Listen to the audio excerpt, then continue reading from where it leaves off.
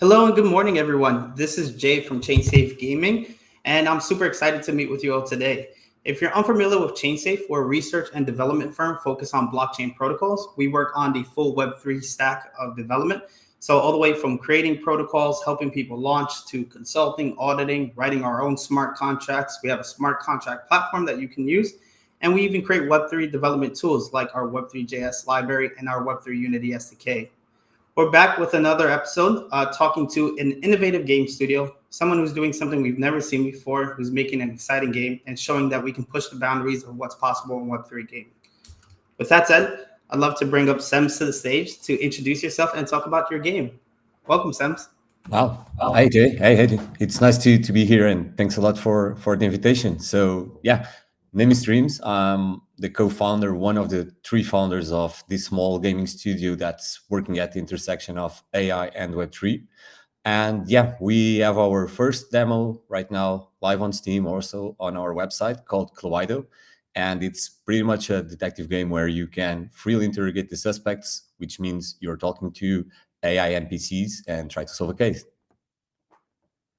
Awesome. Thanks for coming to the stage. It's great to actually be talking to you. I know we've kind of been introduced in different gaming communities. We've been chatting back and forth. I had a chance to explore your game last week. I was super excited. I sent you a message just like, I can't believe what's going on here. So I'm definitely glad to have you on the stage.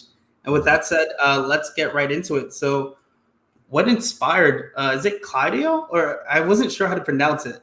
CLUAIDO. So in Europe, you know the game Clue, right? The board game. Yep. Yeah, in Europe it's called CLUAIDO. So you put it, and so we turned it to CLUAIDO to add AI in there. Okay, CLUAIDO. Okay, CLUAIDO. So how does it differ from traditional detective or mystery games that are out there? What makes it really different and unique? Yeah, so the really unique thing about CLUAIDO is that I think it's really the first mystery game, and probably not only in the mystery genre itself, but where you can actually freely interact with NPCs. So, you know, in every game and in mystery games, this is really something impactful because you pretty much always stuck to choices and you have dialogue choices, and then the game usually is good or not depending on how it branches out in the storytelling. Here it's actually dependent on your free will, so you can pretty much build your case around your own thought of action and how you want to approach it. Yeah, I found that part of it really interesting. As I was getting into the game, I kind of paused for a minute or two and I'm like, I have no idea what to ask these people, you know? And then you bump into blood when you first like go onto the scene, and that kind of like stirs the pot a little bit. There's someone roaming around there. So it kind of like guides you in some sort of way by like interacting with the environment. But yeah, it was a little intimidating at first to just like ask an NPC anything you want, you know? Yeah, I don't know these days, and that's one of the challenges we've got when we decided to build this claim was, do you think this is gonna work? Because yeah, these days, you know, I'm an old dude right now, so I was used to getting stuck into a game like for days and not having a clue how to solve it, going back to that game. But kids these days don't play games like that. We all know that. So, and it's very challenging to make a mystery game, and it's not fun when you add all the clues over there. So that balance is, I think, the challenge that we have to deal here in this game. Yeah, and I definitely think you're doing a great job. The first couple of minutes are intimidating, but as soon as you get into it, then you find yourself trying to like either manipulate the NPCs or trying to find out information maybe they're not supposed to share. So that part of it was really fun too. And going into the next question, what makes Cluedo a procedural mystery game, and how does that add to the player experience? Well, it's in the dialogue itself. And just one of the notes here, we actually started this studio, Gamer Tool Studio, as I mentioned, with this vision of building new game mechanics where you need actually AI plus Web3 mechanics to unlock them. We can go over there if you want. So CLUAIDO is really just it's the first thing that we're launching that allow us to, and our vision here, let's build and ship fast small games and then move on to the other ones, because building really innovative mechanics based on the intersection of AI and Web3, it's not something you can achieve overnight. So CLUAIDO was like our first small procedural experience that we put out there, and we have this roadmap. Okay, the demo, it's gonna just have this really simple mechanic to see if this is fun enough to get people into the game. And now we know what the final version will look like. and we know what to add there. But it's procedural in this sense that you don't know. I have no idea what the NPCs are going to throw back at you. I mean, we have developed this infrastructure behind that allows us to get the NPCs in scope with their own reality. So they have their own personalities, they have their own backstory, and they keep always in touch with that. But beyond that, it's procedural because you don't know how to, you don't know what you're going to get from them. And yeah, it's completely open to you. And I really love the personality thing because it was a piece that I didn't anticipate, but I noticed while I was playing. And I wrote to you about this over the weekend that like I noticed that maybe some characters they were like really stuttery in their talking, and they Mm-hmm. would kind of be like frantic and like almost paranoid that you're like Exactly. onto them, even if they're not the immediate suspect. They have that kind of sense of like urgency and like concern, you know.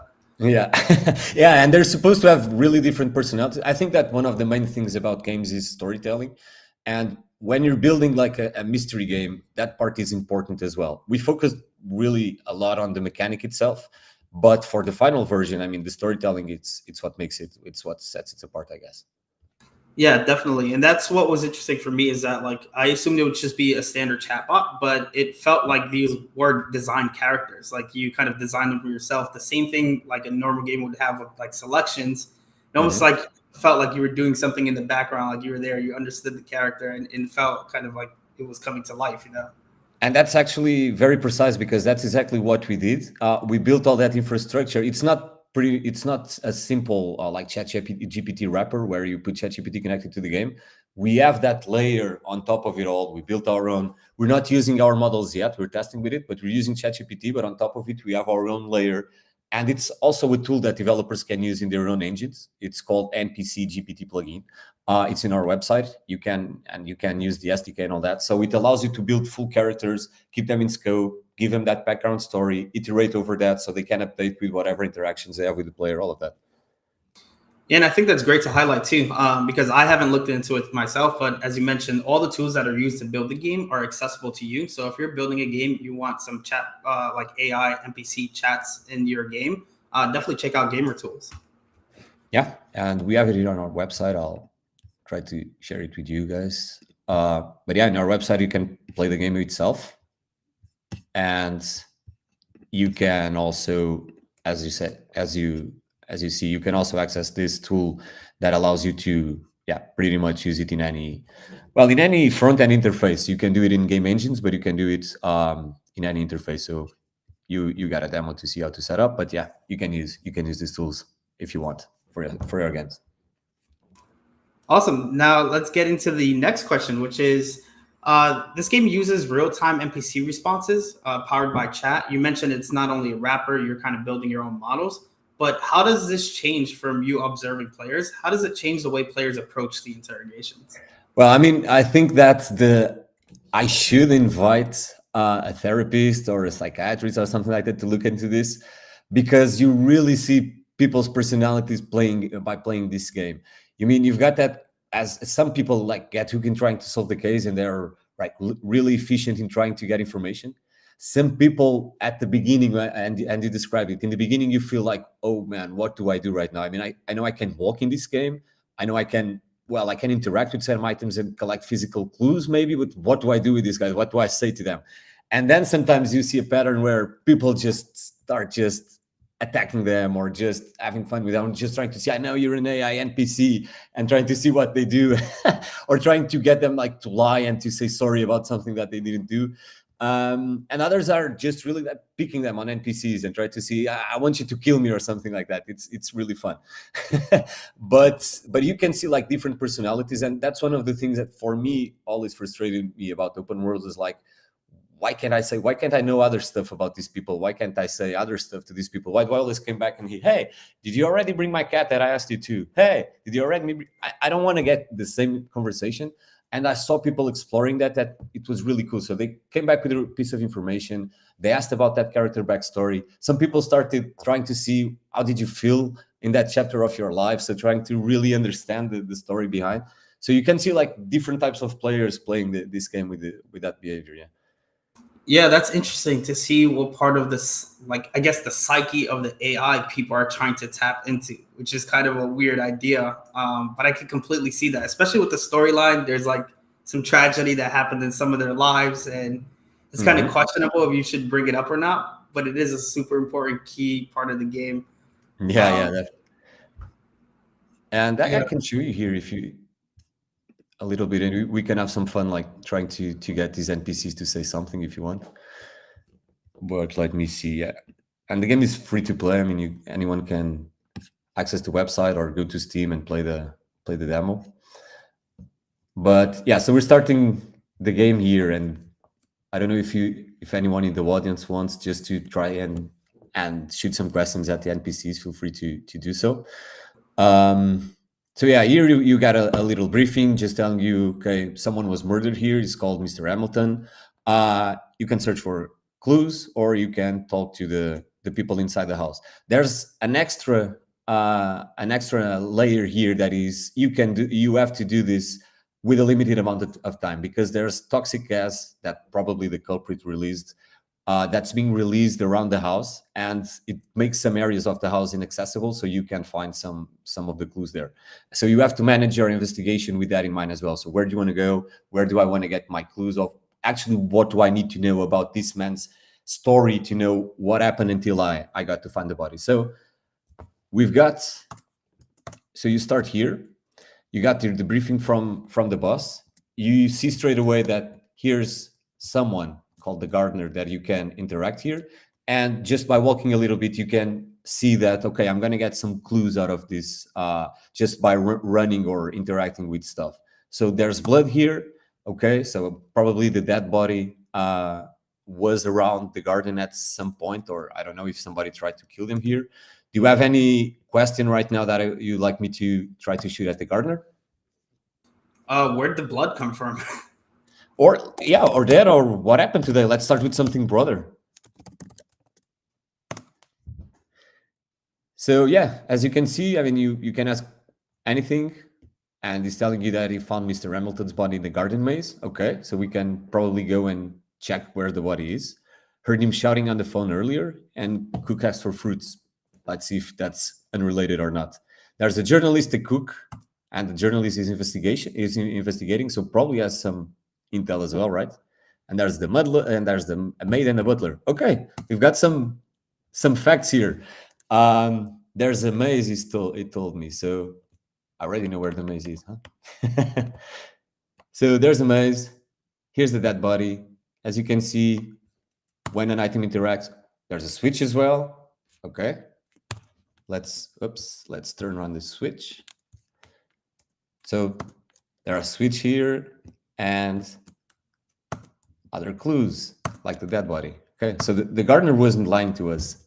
You can inspect the items, you can get info, and you can check your inventory like the boss is telling you right now. So that part was interesting too. I wasn't sure why the gardener said he removed the body, but it was still there. So it was just like a weird lie for some reason. It told you that it told us that he moved the body right now, or that he just saw the body. In one of my playthroughs, it told me that it moved the body. Oh, that's suspicious. Hmm. So that's the Uh, interesting thing too about talking to them, is that I'm never sure who I can trust and who's making things up. Sometimes they'll tell me like, "Hey, you should look in this room," and it's like there's nothing really there, or maybe what I was looking for I couldn't find there. Um, so are they lying to you on purpose, or are they hallucinating? that's the thing. I have no idea, right? Yeah, and then just to, like, final touch, there's something else going on, as you can see here when you walk into the living room. So you kind of see yourself, and it's telling you something about switches, and sometimes it tells you something about the Jeremiah. You don't know what that is. So there's something else going on here that's weird. It's just not a murder case. But yeah, anything else you, and now you can see there's a toxic gas. And if I try to go to the library, I won't be able to. Okay, sir, let me just walk, please. You have to get out of there. Okay, thank you. The library is here, and if I stay here for too long, I can't access anything, and I'll die out. There's no. I have my sound off, but you, the guy will start coughing, and you'll notice that you are dying. But yeah, that's pretty much what you can do in this demo, and then try to solve the case. Yeah.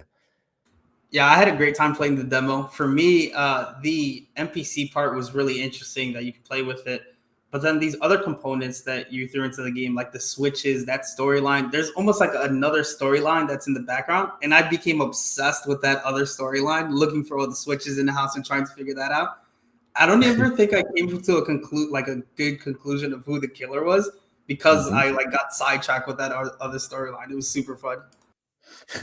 Yeah, and the idea is, yeah, to leave it open, and that's the cliffhanger there, and you'll only find out on the final version, even though the final version will not end when you discover that. It will pretty much just begin when you know who the culprit is, and then the world starts opening, and you've got the other mechanics there. Yeah, it was super fun.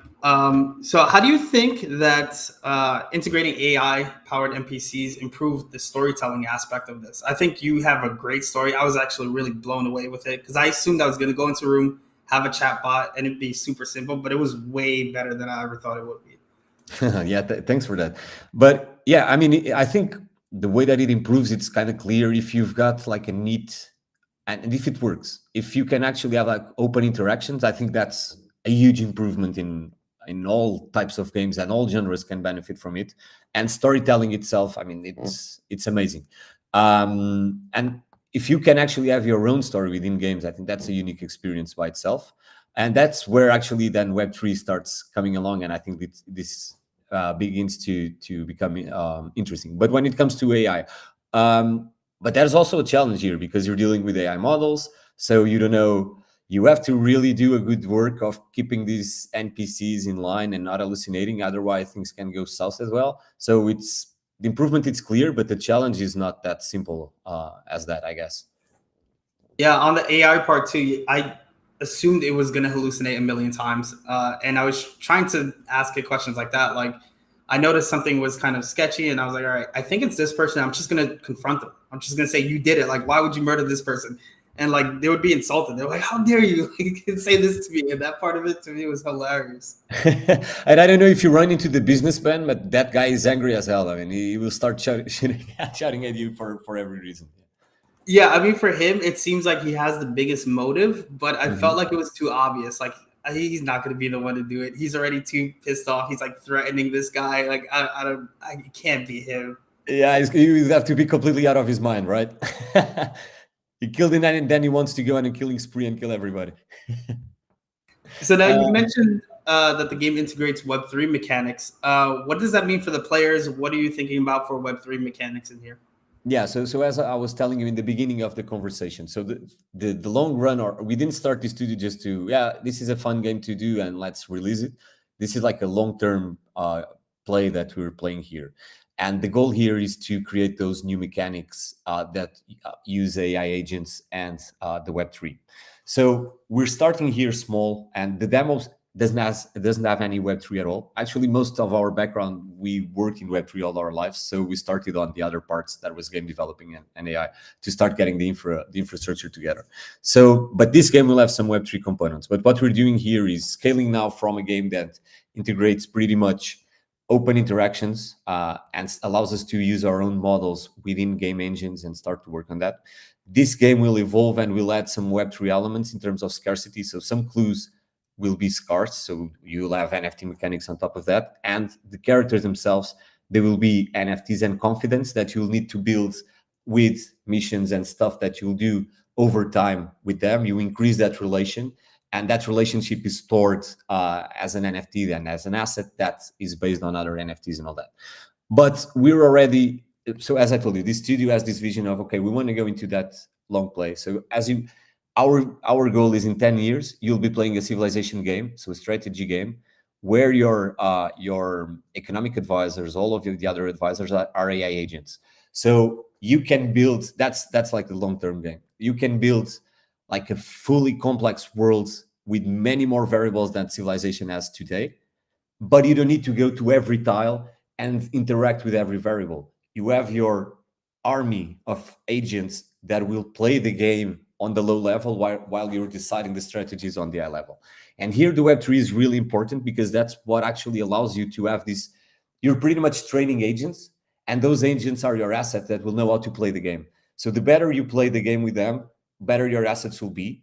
So you have unique experiences that can only be translated with this ownership that comes from the Web3. But until then, we're already prototyping a Monster Tamer meets Stardew Valley with AI agents. So pretty much your Pokemon will have to learn how to farm, how to craft, all of that stuff. But they are AI agents as well. And you're playing it like an idle 24-hour game with no predatory mechanics. That's what hurts me in this industry. But idle in terms of you set up the strategy, you can go work, and then the agents will be working on the background. You come back, you see the results and the increase in all that. And then the next one will be an auto battler with AI agents. And for all of this, the Web3 mechanics are really important to create these unique experiences.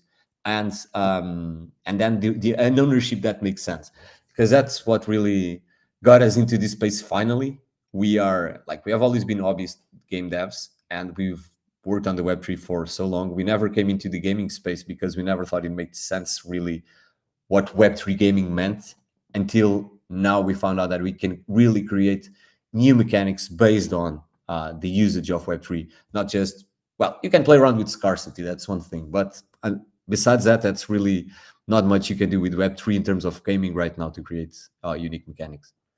Yeah, so that's super interesting because I've seen other game studios talk about this idea of like NFT avatars, NFT like kind of bots, but I'm not too familiar with that process. So I'm curious, like if I'm constantly updating this NFT, is it that it's updating the prompt to say, all right, now this person's mischievous or untrustworthy because I discovered something about them?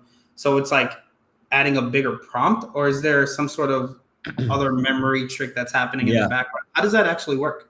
Yeah, so let's start with a simple example that will be in the CLUAIDO full version. Let's say the cook, for instance. You go, you meet the cook. The cook starts, and the definition that it has in the beginning is like, I don't know who this guy is, the player is. So I have some information I want to conceal. I have some information that I don't mind giving away. So I have my own interests. And you can actually increase this relationship with her by doing stuff for her. And this kind of adds points to the relationship, to the trust. There's a complete point system behind it, and that's the NFT itself. So now this cook that starts with, let's say, zero with everything, now has something like you got her alibi, and now she's okay. So she starts increasing points, and this alibi is an asset that goes into the confidant itself. That's the cook. That's an NFT, and now it's in her history. She updates the base layer for the prompts and the history. The conversation is there as well. That's another layer. So the chat history and the prompts are there. So it's like a new person that starts living out of your own relationship with her. And that makes difference for what she gives to you in the game. So if she starts trusting you, she will involve you in other quests. If you complete her quests, then you increase those scores on that NFT. And then you can go and tell your friends like, okay, you really need the cook to crack that mission in the game. So do you want to borrow my cook, and you play with that cook within your game? You can do stuff like that. I mean, but even then, my cook may not necessarily trust you. But I think it's interesting too what you're saying with the whole stats. That's a great way to do it. Is basically you're helping them develop their own stats based on your relationship and these conversations. And then maybe at a certain point, you have 5 points of trustworthiness. They'll reveal something like super close to them that maybe reveals something about the bigger story that you need to know. That's a really interesting way to approach it. Same thing with the strategy games. If you work with your economic advisor, your economic advisor will learn to with these variables that I got. So how much money do I have? What's my territory? What's the resources over there? I made this decision before, and this got me this output. So now I'll try this one. Let's see what this works. So you're training a model, and that model is the asset itself. So next run, you go into a game. That economic advisor, when you say, "Hey, I need to optimize my wood output," he knows that with those resources, okay, so I need to go into that part of the forest with 3 of these guys, and I'll focus just on this and leave the water for the other day. And you're training an agent, and that's an asset. When you go to your friend and say, "Want to play with my agent?" you will have a much better agent than if you started from scratch. So with war games and strategizing, to me that becomes fascinating because there's in the real world, there's a lot of people with their own motives, their own incentives, And I could see, especially with hallucinations, situations where like you tell the general, just win the war, and then they take like all of your country's resources dedicated to the war effort, and now like at home, people don't have any resources or whatever it may be. So it'll Mhm. be super interesting to see like the prompts that people give, either soldiers or like the economists, and to see how those NPCs run with it. Because I can see like an economist completely wrecking, the game economy, my town economy, something like that. Exactly. But that will be fun to see even when they hallucinate, because then they will learn. They will learn, and the next iteration they won't go through that process again. But it's not something that it's done now and it's just plug and play. So that's why this is like a long term play, and that's why we're working on our models on the background, and we have to fine tune them. It's not like something that will be perfect on day one. Yeah, I definitely think it's kind of a forever project. You learn as you go, new models emerge. So it'd be cool to watch it grow.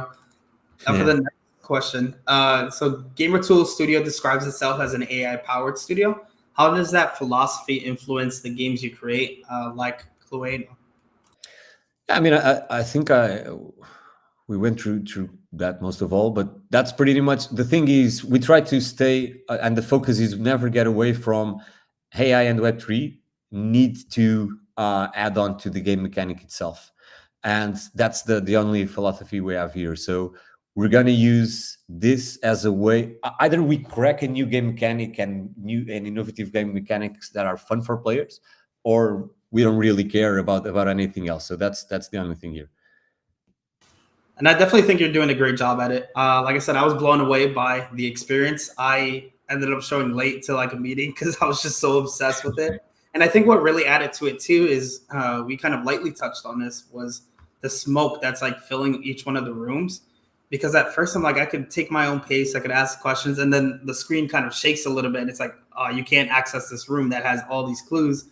And that Hmm. sense of urgency, like you really feel it throughout the game. And then it becomes like, how many words per minute can you type? You're like typing crazy things to all these bots and stuff. It was Yeah, the goal is trying to actually force you into learning that you need to make a strategy for your own gameplay and not just wander around.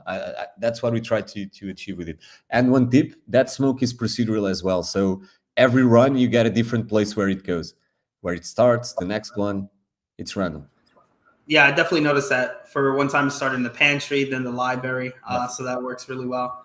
Now we're exploring game development tools. Tons of other people are getting into AI. So I'm curious, like, what other AI agent games? Well, you already touched on the games, but what other tools are you exploring, and how do you see this trend evolving? Uh, Well, one of the hardest parts, I think, when discussing AI and gaming is that AI and gaming have been there like since the beginning. It's like they were born together. I mean, there's no gaming without AI. Now, what we're talking about, it's kind of like getting LLMs into gaming. Um, and when you look into the community, I think you see like the community really like divided when it comes into this, because obviously all the OG AI developers are looking into this like, what are you talking about? I mean, we've always been there. We've always been here. It's like games has been our stuff. And you see some communities now going against AI, as in you can't have AI in your own games and AI art. I mean, I'm like, we have AI art all over because we can't afford an artist yet. So until we fund the studio, I mean, I would love not to have AI art, but if we're only developers, I mean, thank God we have AI art right now, so we can at least have a demo and a prototype and stuff like that. So I think that on that front. So when it comes to games itself, I mean, the forefront of AI is in gaming. So we've got that covered. In LLMs, I think that there's a lot that we can do here with NPCs, dialogues, and all that. But I think that the really, really, really innovative thing is when you get those LLMs in touch with ownership on the blockchain, and then you have unique experiences, unique assets, and the gameplay is playing with the assets and training the assets and making the assets play the game. And that's really the trend we'd like to explore. There's the other side of AI and gaming that's probably horizontal to all industries, that is AI as a productive tool. And I think that's similar to all other industries. So, I mean, if you can use it, well, we are developers and we use it in our own codes to help. And we use it because we don't have an artist, so we use AI art as well. So, and that's pretty much optimizes like the time we need to ship demos, games, fund the studio if needed, stuff like that. Yeah, it's interesting because I didn't actually notice right away any like AI art kind of things. I assumed it was, you had an artist for there, so it wasn't noticeable. You did a great job picking out, Oh, thanks, man. That's refreshing to hear. Okay, that means at least we have some taste. We can actually prompt the guy to spit something that works. And I think you touched on a really great point. It's a conversation I heard at DevCom, and we're starting to push this narrative also, is that a lot of indie game studios, it's hard to get funding out there, even for major game studios. So what these tools enable you to do is prove your concept a lot earlier. Like here, maybe the game wouldn't be as appealing if you didn't have the art, right? If you had maybe just like pixels moving around and just having the chat, it doesn't show the full picture of what you're trying to achieve. So I do agree that these tools are awesome and we should all be using them a lot more. I don't really understand kind of the hate behind it.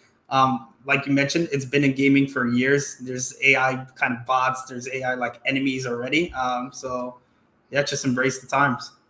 Exactly, yeah, and I mean that's really then that part is already the really kick-ass part of AI. I mean, what those guys have been doing for the last decades and actually getting you've got really smart enemies in games. I mean, that's amazing itself. So what's wrong with creating open worlds where you can actually have live dynamics? That's what I think LLMs bring to games. It's like you have now dynamic and real-time experiences within the games. That's the frontier that couldn't have been breached.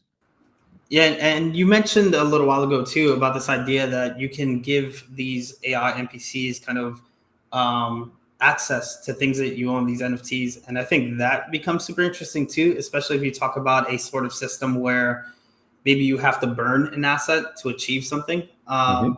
because then you're giving them real resources, real money, real things behind it. So these decisions that they're making become even more significant, and you're going to want to make sure you train your troops right and you're talking to them. So it puts things like at stake, and it makes for a lot more exciting gameplay. Yeah, completely agree, man. Yeah, Cool. Now you have a Steam page up. Can you share your Steam page with everyone? I can sure. also post it in the comments. It looks like you have over 1,000 wish lists, 500 demo Mhm. plays. You're continuing to get people to play the game more and more. So, how has player feedback shaped the development? I know you were talking about updates you were making this weekend through feedback. How is the Mhm. feedback helping shape the game? Well, let me just share the. Well, that's the feedback. It's the most important thing. That's why we have it. We created. You're seeing the page, right? Yeah. Yep. So we created the page as soon as possible, and we're hosting the game on our website, and it's completely free to play. So, and feedback has been like the most important thing since the beginning, and I think it's the only way to build the game from scratch. And yeah, in over I guess 2 months, we collected 1,000 wish lists and 500 play testers, and we're doing this in batches. So we're already in the fourth batch of play tests, so we're taking feedback from the first group and the second group. We do iterations. We put a new version of the game. There's actually a new one coming right now at the beginning of next month. So actually tomorrow it starts a month. So at the end of this week, and yeah, we've been not only trying to fix bugs. That's one of the thing. And if you come across any of these bugs, then please reach out to us on Discord and tell us whatever you found. But especially for that part that I mentioned, like the fun part, that's the most important thing for us. So we're always trying to measure like the fun in this, not only in building these cycles where you're hooked and then you get time to your strategy, but then something shakes you up and then you need to be fast enough, but also on the other mechanics that need to be there for this to be like a real game and not only like an experience where you can chat with bots to solve a simple case. So the storytelling, the things behind all these characters, how will this world evolve after the demo? Actually, the demo sits in one place in the mansion, but at the end of it, you can get a grasp that it's not going to be you're not going to be stuck there. So there's something else going on, and you'll need to get out of there and figure out what that is. And we're trying to in the demo put as much as we can of those other things there so we can measure what makes this game fun so we can extend this to something that goes to 20-hour gameplay. Yeah, I definitely got that sense that there's a lot more to come. It's very clear that this is just the very beginning. So I'm excited to see the other things that you introduced to the game. So if you're watching right now, definitely visit the Steam page, wishlist it, try out the demo. It's an awesome demo, or maybe wait for the next iteration to come out. But this one was great experience and great gameplay. Yeah, but and please do, and don't hold any punches. Just reach out on Discord and tell us how you felt, what made it fun, what it didn't, what was not fun. Just let us know. So now you touched on a lot of what's to come.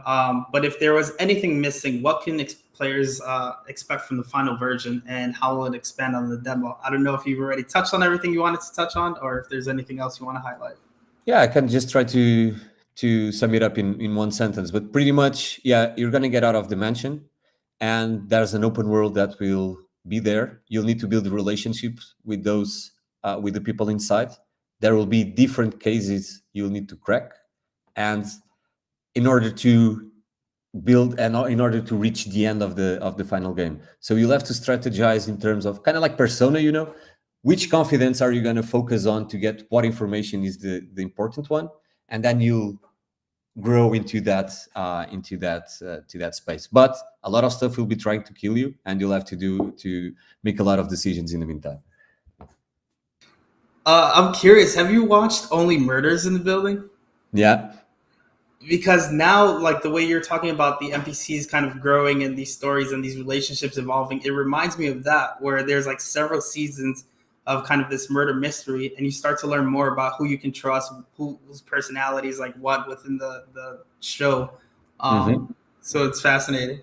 Yeah, it's exactly kind of like that, what you described. That's the mood, at least. Awesome.